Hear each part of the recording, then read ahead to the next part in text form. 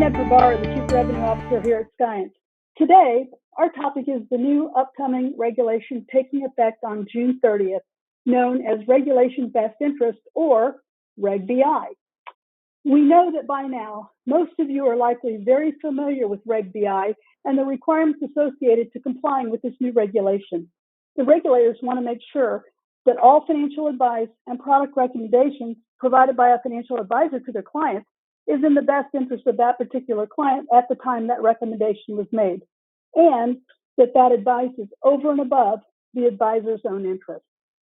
Now, to learn more about how Skience can help our client firms adhere to Reg BI, I'm going to turn this over to Damon Gladman, Skience's Senior VP of Product. Nadra, thank you so much. Come up with, and our focus really has been around disclosure delivery and the documentation of that delivery. We are aware that this starts on June 30th. I think there are a few important things to point out. This is not a single event.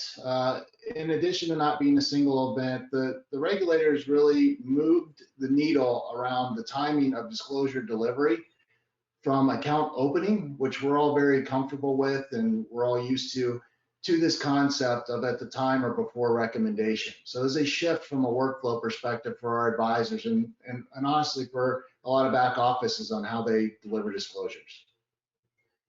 So what we've really focused on is being able to offer an incredibly flexible and out-of-the-box solution around the documentation and delivery of the required disclosures.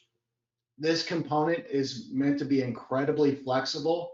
It can be launched pretty much from any object or workflow that you have built that makes sense for your firm and your advisors.